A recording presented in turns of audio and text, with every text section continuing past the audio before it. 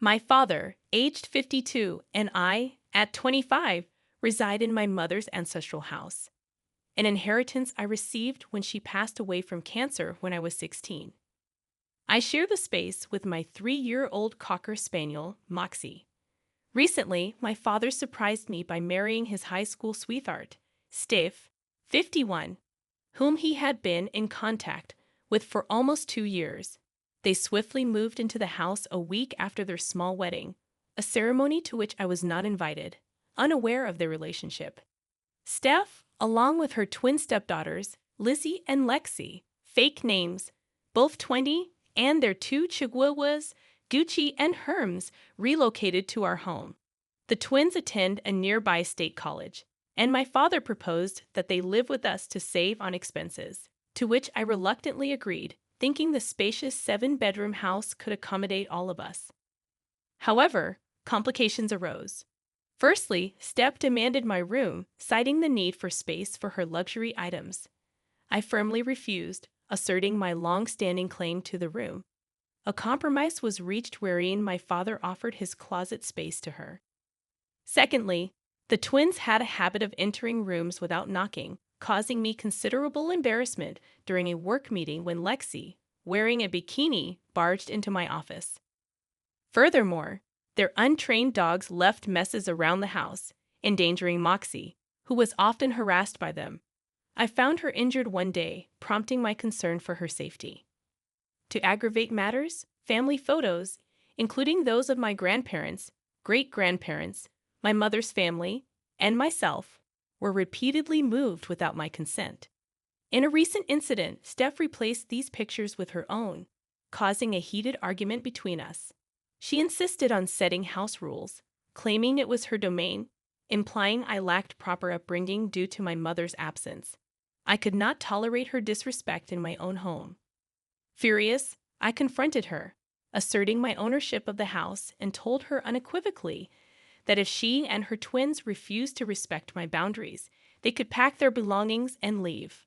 I reminded her, "Lady, you are living under my roof," affirming my authority in the situation. "This house is my inheritance from my mother, and at this moment, you, your twins, and your dogs are trespassing. Get out before I call the cops." When my father returned home early that day after Steph told him what transpired, I explained my perspective. It was mentioned that they were still adjusting to the house, and the move had been challenging for them. I shared all the issues I had been facing, but my father insisted that things would improve if we gave them time. I had endured their behavior and reached my limit. I firmly stated that enough was enough. He continued to defend them, so I made a decision. I told him he could either move out with them or stay, but he had until the end of the week to make his choice. Did I do the right thing by forcing my dad to choose between me and his new family? I had given them a chance, but disrespecting my mother's memory in the house where we both grew up was my breaking point. The top comments before reading the updates were overwhelmingly supportive of my decision. "Definitely yes, good for you." Literally my first thought, nodding like yes. "Good, they sound terrible." "Girl, you did what you had to do, and I would 100% do the exact same thing. Your father, on the other hand, needs to grow some spine. It seems like she's got him wrapped around her fingers. I doubt it was even his idea to get married without inviting you. If he ends up choosing them, just cut them out, though no contact. You don't need that kind of toxicity in your life. Also, make sure he can't contest your inheritance regarding the house, just so they can stay there. You know, people these days. I hope it turns out in your favor. Don't put the secret wedding on the wife. Daddy Dearest dated for 2 years, hiding it so hard that OP had no clue whatsoever. Even if this was her idea, Daddy Dearest was totally in support of it. The amount of entitlement your father's wife and stepdaughters have is absurd. I am so glad you kicked them out. As far as your dad, his behavior is also pretty terrible. The whole thing of, whoops, I got married, didn't tell you, and oh, by the way, can my new family move in? He is not showing any courtesy, respect, and honesty.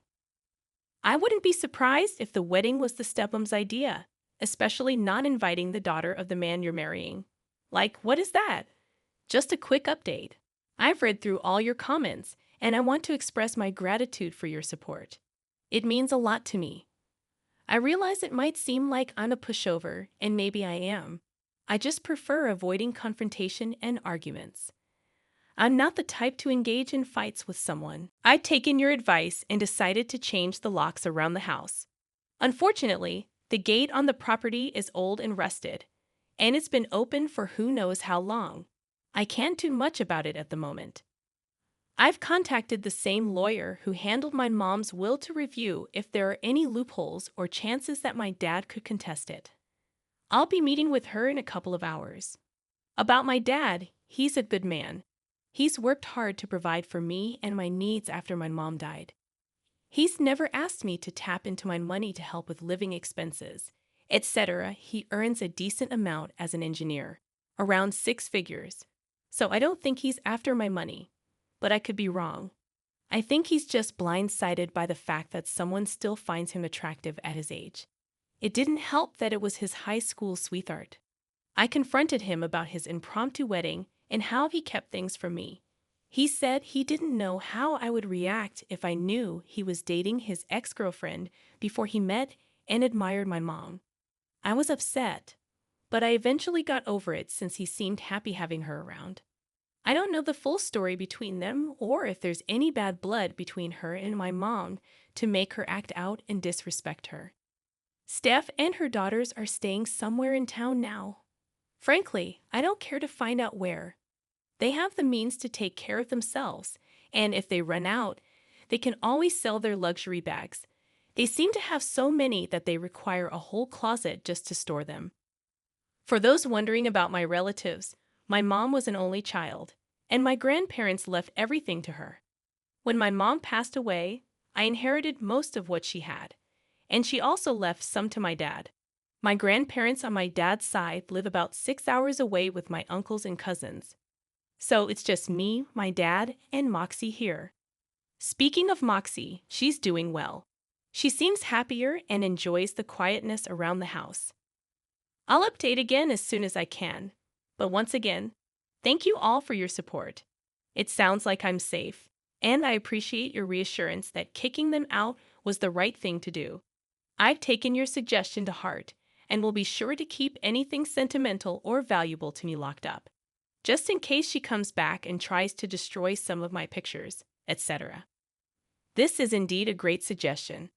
In addition to changing the locks, I should document and keep records of everything with monetary and sentimental value. Keeping a video record, photographs, a ledger, or a spreadsheet of my belongings is a wise move to ensure their protection. As for the size of my property, it has indeed been in the family for generations.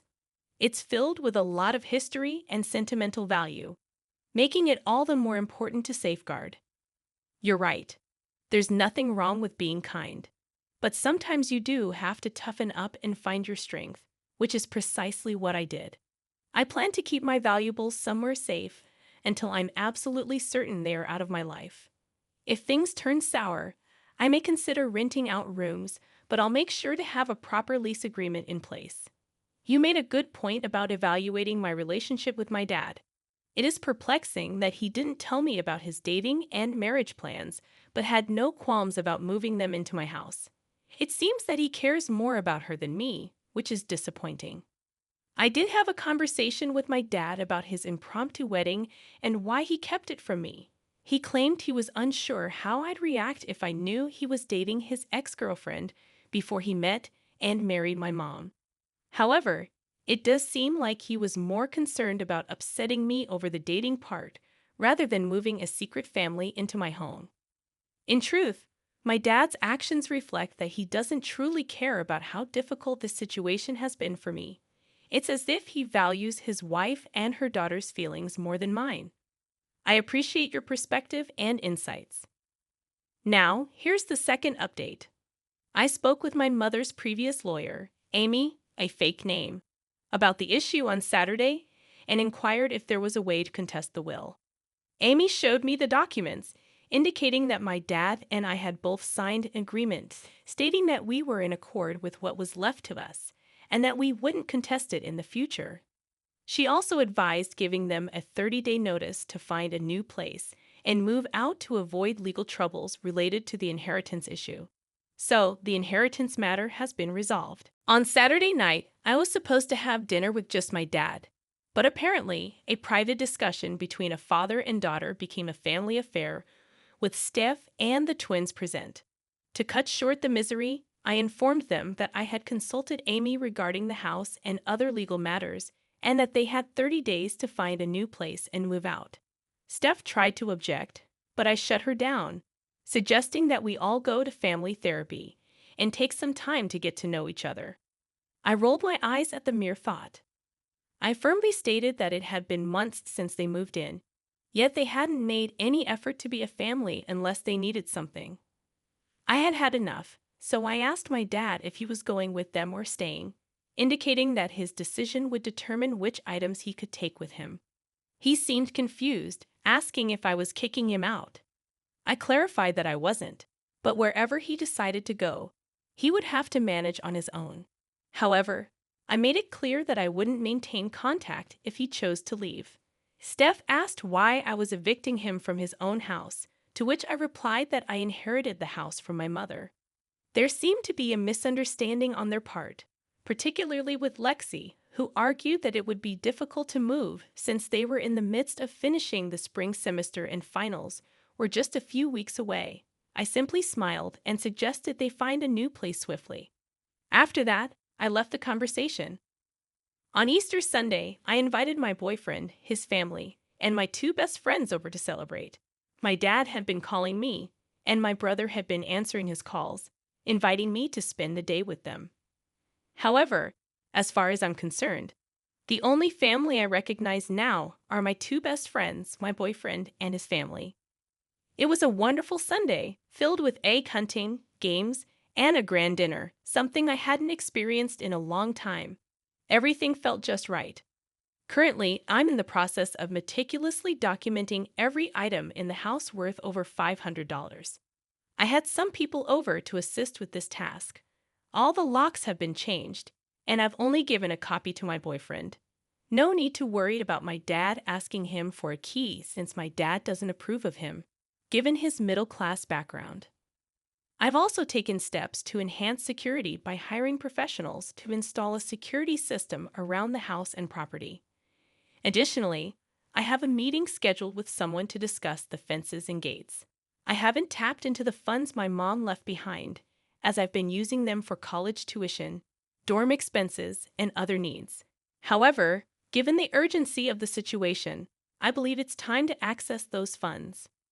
All the family pictures and portraits are currently in storage, and other smaller valuables are stored in a safety deposit box.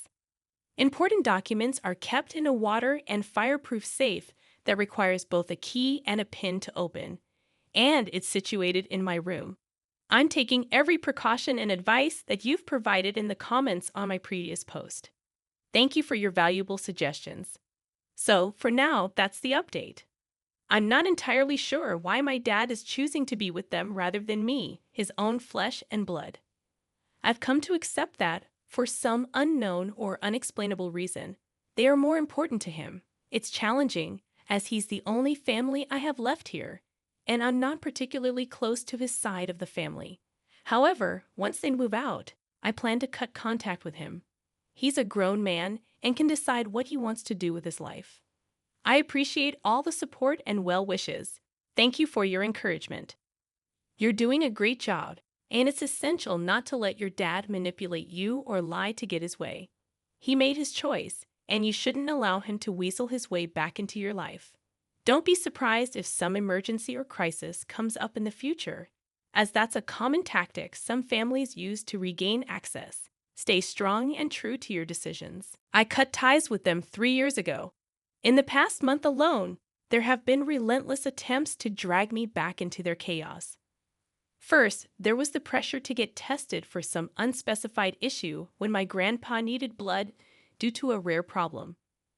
Then my grandma had a minor stroke with no lasting damage, but it was blown out of proportion. My sister wanted a divorce, and my parents were unhelpful, leaving me to handle the emotional fallout alone.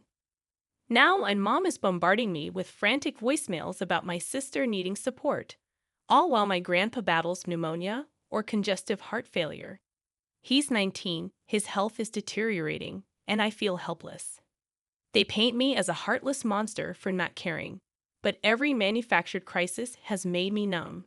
They create emergencies, ensuring things can never get better, providing an excuse to stay in my life. I'm doing my best to document everything. You're absolutely right. These people will invent insane reasons to crawl back into my life. Mom might manipulate Dad's decisions by withholding intimacy, forcing him to choose her over me. It's sad how some people prioritize their desires over their children's well-being. I agree. It's time for me to focus my energy on my boyfriend and his family. My dad's blindness to my feelings before making major decisions is disappointing. While I'm an adult, if he's my only family, one would think he'd make wiser choices. I've seen worse situations on various platforms, like husbands leaving their wives for mistresses, so I should be able to handle this. I just hope my boyfriend isn't taking advantage of me. I should consider a prenuptial agreement to safeguard my interests. It's become apparent that she assumed my dad's house was her own, which is why she asked me to give up my room for her convenience. She underestimated my resolve, but it was a crafty move. Kudos to her. But this situation feels like a twisted version of Cinderella, where everything goes right for her, but not for the wicked stepmother and stepsisters. Boycotting contact after my dad moves his new family out seems necessary. He married her without considering my feelings, and he should have provided them with their own place from the start. Perhaps that could have salvaged our relationship. If he genuinely wanted to be a father to me, he should have stood up for me and his late wife against his new family's disrespectful behavior. Instead, he's shifting the burden onto me, and that's not how a parent should act.